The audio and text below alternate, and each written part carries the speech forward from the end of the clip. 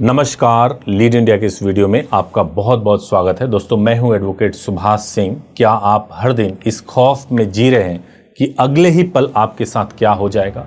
क्या आपको बार बार घर से निकालने या झूठे केस में फंसाने की धमकियां दी जा रही है? क्या आप अपने साथ हो रही हिंसा को चुपचाप सहने के लिए मजबूर है, क्योंकि आपको पता ही नहीं है कि खुद को कैसे बचाएं, अपना पहला कदम कैसे उठाएं? अगर इन सवालों का जवाब हाँ है तो यह वीडियो सिर्फ आपके लिए है। आज हम बात करेंगे, अगर आप पुरुष हैं तो आप कैसे घरेलू हिंसा के खिलाफ कानूनी तौर से अपनी आवाज को बुलंद कर सकते हैं। इस वीडियो में हम शिकायत दर्ज करवाने से लेकर कोर्ट से सुरक्षा पाने तक पूरी प्रक्रिया को एक एक करके समझेंगे। आपको यह जानना होगा कि आपकी हिफाजत के लिए भी कानून है और आपको डर के साए में जीने की कोई जरूरत नहीं है। चलिए समझते हैं कि आप अपने हक की लड़ाई कैसे लड़ सकते हैं। सबसे पहले पार्ट में मैं आपको बताऊंगा कि आखिर पुरुषों के लिए घरेलू हिंसा का मतलब क्या है। कानूनी एक्शन लेने से पहले यह समझना जरूरी है कि घरेलू हिंसा का मतलब सिर्फ मारपीट नहीं होता। यद्यपि भारत में घरेलू हिंसा से महिलाओं का संरक्षण अधिनियम 2005 PWDVA, जिसे डीवी एक्ट के रूप में हम जानते हैं, विशेष रूप से महिलाओं को ही सुरक्षा देता है। इसका मतलब यह नहीं कि पुरुषों के साथ यानी पति के साथ होने वाली हिंसा को अनदेखा किया जाता है। पति के साथ होने वाली प्रताड़ना को अन्य कानूनों के तहत क्रूरता माना जाता है और इसके खिलाफ कानूनी रास्ते मौजूद हैं। पुरुषों के साथ होने वाली हिंसा भी कई तरह की हो सकती है। सबसे पहली हिंसा तो यह होती है कि शारीरिक हिंसा, जैसे थप्पड़ मार देना, धक्का दे देना, किसी वस्तु से हमला कर देना, किसी तरीके से शरीर पर चोट पहुंचा देना। दूसरे तरह की जो हिंसा होती है वो भावनात्मक और मानसिक हिंसा। इसमें लगातार ताने मारना, गालियां देना, सबके सामने बेइज्जत करना, आपके माता पिता को भला बुरा कहना, झूठे केस में फंसाने की धमकी देना, आपको इतना तंग करना कि आप मानसिक रूप से टूट जाएं, यह सब भावनात्मक हिंसा है। और तीसरे तरह की भी हिंसा होती है जिसको यौन हिंसा कहते हैं, यानी आपको सेक्सुअल अब्यूज करना, यानी आपको नपुंसक कहना, आपकी मर्जी के खिलाफ यौन संबंध किसी और से बनाने की धमकी देना, या आपके सामने ही किसी और से ऐसी अश्लील बातें करना। और एक और हिंसा होती है जिसको हम आर्थिक हिंसा कहते हैं, यानी आपकी सैलरी, कमाए हुए पैसे छीन लेना, आपकी प्रॉपर्टी पे कब्जा करने की कोशिश करना, आपको घर खर्च के लिए पैसे देने पर मजबूर करना, आपको आर्थिक रूप से ब्लैकमेल करना, यह भी एक गंभीर क्रूरता होता है। अगर आप इनमें से किसी भी पार्ट का, किसी भी तरह के हिंसा के शिकार हो रहे हैं तो कानून आपकी मदद करेगा। ये कानूनी रास्ते न केवल पतियों के लिए हैं, बल्कि एक घर में रह रहे पिता, भाई या बेटे के लिए भी उपलब्ध है। अब मैं दूसरे पार्ट में बताऊंगा कि सबसे पहला और जरूरी काम है सबूत इकट्ठा करना। कोर्ट में आपकी बात को सच साबित करने के लिए सबसे बड़ी ताकत होती है सबूत। अगर आप केस करने के बारे में सोच रहे हैं तो आज से ही सबूत जुटाना शुरू कर दें। लेकिन कौन से सबूत जुटाएं मालूम नहीं होता। सबसे पहला सबूत होता है MLC, यानी मेडिकल रिपोर्ट। अगर आपके साथ मारपीट हुई है तो फौरन किसी सरकारी अस्पताल में जाएं, अपना मेडिकल कराएं, डॉक्टर को ईमानदारी से बताएं कि चोटें कैसी लगी हैं। यह मेडिकल रिपोर्ट आपके केस की नींव हो सकता है और केस की नींव का सबसे मजबूत पत्थर साबित हो सकता है। जो दूसरा एविडेंस होता है फोटो और वीडियो के माध्यम से।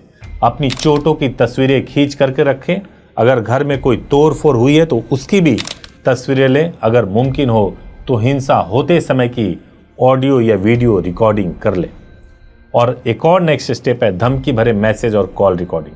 अगर आपको फ़ोन पर धमकियों वाले मैसेज, व्हाट्सएप चैट या कॉल आ रहे हैं तो उन्हें भी कभी डिलीट ना करें, स्क्रीनशॉट लेकर सेव कर लें। कॉल रिकॉर्डिंग भी एक बहुत ही बड़ा सबूत होता है। और एक और इम्पॉर्टेंट चीज़ है जो आप एविडेंस के तौर पे कई लोग इग्नोर कर देते हैं, वो भी आपको करना चाहिए, वाइफ की फाइनेंशियल कंडीशन को देखना। अगर आप वाइफ के इनकम का सबूत रखेंगे तो आप कोर्ट में मेंटेनेंस देने से बच पाएंगे। जैसे कितने बैंक अकाउंट है वाइफ के पास, अगर इन्वेस्टमेंट किया है तो कहाँ का इन्वेस्टमेंट किया है, अगर नौकरी करती है तो वाइफ का सैलरी स्लिप या कोई और भी एसेट्स वाइफ के नाम पर है तो उन सभी चीज़ों का डिटेल आपके पास में होना चाहिए। और सबसे इम्पॉर्टेंट होता है गवाह, अगर कोई हिंसा होती है तो घटना के वक्त पड़ोसी, रिश्तेदार या घर के किसी भी सदस्य ने अगर देखा हो तो वो गवाह के तौर पर कोर्ट के सामने आ सकते हैं और वो अपनी गवाही भी दे सकते हैं। और एक और स्टेप मैं बताऊंगा जिसके बारे में बहुत सारे लोग नहीं बताते हैं कि आप एक डायरी मेंटेन करें। हर घटना की तारीख, समय, पूरी जानकारी के साथ में लिखें। आमतौर से जब हम किसी के ऊपर आरोप लगाते हैं तो केवल एक जनरल आरोप लगाते हैं।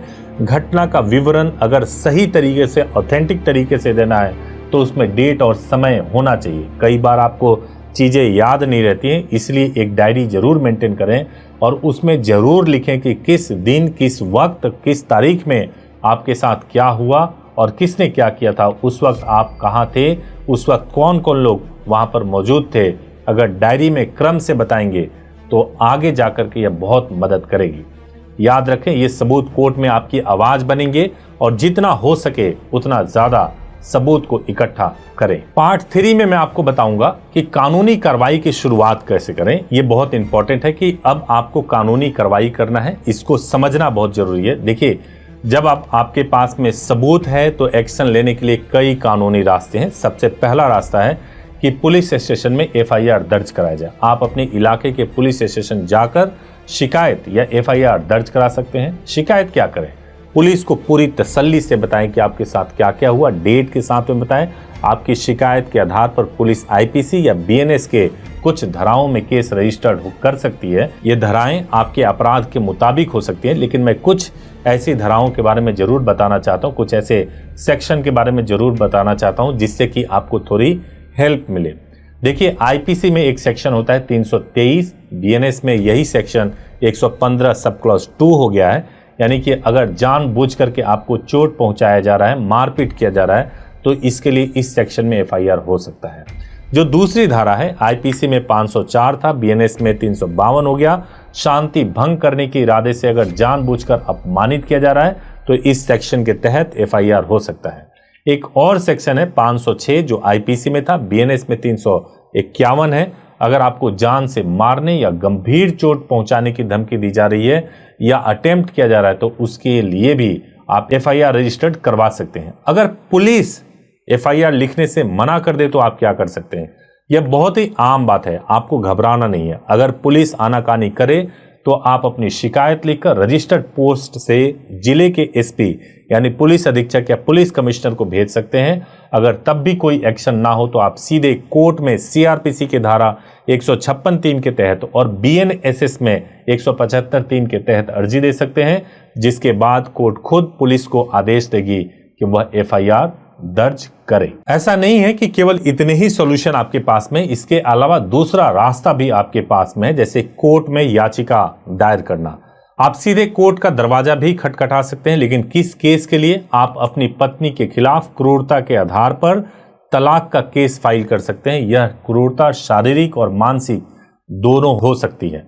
अब सवाल है, मदद कौन करेगा? इस प्रक्रिया के लिए आपको एक अच्छे वकील की जरूरत पड़ेगी। वकील आपकी स्थिति को समझकर कानूनी रास्ता दिखा सकते हैं। अगर आपके खिलाफ झूठा केस हो जाए, जैसे कि 498A या घरेलू हिंसा का झूठा केस कर दिया है, तो आप अपने बचाव में सबूत पेश कर सकते हैं और केस झूठा साबित होने पर पत्नी के खिलाफ मानहानि या गलत केस दर्ज करवाने के लिए भी केस कर सकते हैं। अब देखिए, आपको जो मैंने अभी तक की जानकारी दी है उससे आपको समझ आ गया होगा कि आपके खिलाफ अगर मानसिक क्रूरता हो रही है या किसी भी तरीके की हिंसा हो रही है तो आप किस तरीके से उसको डील कर सकते हैं। अगर अभी तक आपको वीडियो अच्छा लगा है तो जरूर चैनल को लाइक करें, वीडियो को भी जरूर लाइक करें, चैनल को सब्सक्राइब करें, इसको शेयर करना ना भूलें, ताकि आपके जैसे अगर कोई और भी इस तरह की समस्या का सामना कर रहे हैं तो उनको हेल्प मिल सके। आपका कोई भी सवाल है तो नीचे कमेंट्स में बेझिझक पूछें, हम पूरी कोशिश करेंगे कि आपके हर सवाल का जवाब दें। अब मैं आपको पार्ट 4 में बताऊंगा कि कोर्ट से आपको कौन सी राहत मिलेगी, लेकिन इसके बारे में बताऊं उसके पहले मैं आपको एक और चीज बताना चाहता हूं कि आप हमारे हेल्पलाइन नंबर 8800-444-555 पर भी कॉल कर सकते हैं। सुबह 9 बजे से लेकर शाम को 8 बजे तक कॉल कर सकते हैं और बात कर सकते हैं, बात करके पूरी जानकारी ले सकते हैं। लीगल एडवाइस के लिए अपॉइंटमेंट भी बुक करवा सकते हैं। अब पार्ट 4 में आइए समझते हैं कि कोर्ट से आपको क्या राहत मिल सकती है।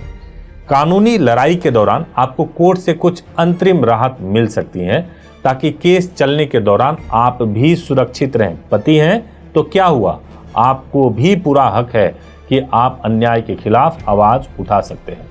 देखिए, सबसे पहला चीज जो आपको मिल सकता है वो है इंजंक्शन ऑर्डर, यानी रोक का आदेश मिल सकता है। आप सिविल कोर्ट से एक इंजंक्शन ऑर्डर या रोक का आदेश जारी करने की मांग कर सकते हैं। यह आदेश दूसरे पक्ष को आपके घर में आकर हिंसा या शांति भंग करने से रोकता है। यह एक तरीके का सुरक्षा कवच होता है। जो दूसरा आधार है क्रूरता का आधार, आप डिवोर्स क्रूरता के आधार पे, क्रुएलिटी के आधार पे ले सकते हैं। अगर यह साबित हो जाता है कि आपके साथ शारीरिक या मानसिक क्रूरता हुई है तो कोर्ट आपको तलाक दे सकता है। अब जो नेक्स्ट है बच्चों के कस्टडी के बारे में, आप बच्चों के परमानेंट कस्टडी या अस्थायी कस्टडी की भी मांग कोर्ट से कर सकते हैं।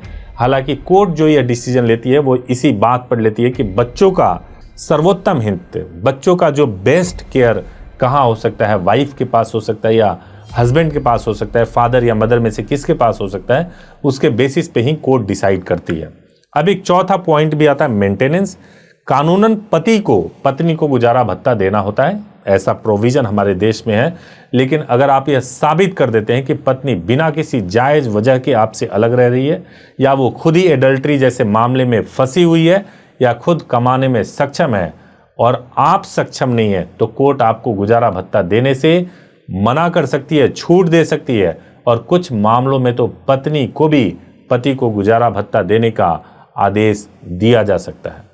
ये सभी राहतें आपको कानूनी प्रक्रिया के दौरान स्थिर और सुरक्षित रखने में मदद करती है। अब पार्ट 5 में मैं आपको बताऊंगा, जो कुछ प्रैक्टिकल चीज बताऊंगा कि मदद के लिए, देखिए कानून एक अपनी जगह पे है, लेकिन अगर आपको इससे भी संतुष्टि नहीं है तो इस लड़ाई में आपको खुद अकेला नहीं समझना है, खुद को बिल्कुल भी अकेले ना समझे। बहुत सारी संस्थाएं ऐसी है जो पुरुषों के लिए काम कर रही है। मैं आपको बताऊं कि आप पुलिस में 112 नंबर पे कॉल करके फौरन किसी भी इमरजेंसी में आप बुला सकते हैं। पुरुषों के अधिकारों के लिए कई संगठन बने हैं जो प्रताड़ित पुरुषों को कानूनी सलाह और भावनात्मक समर्थन देते हैं।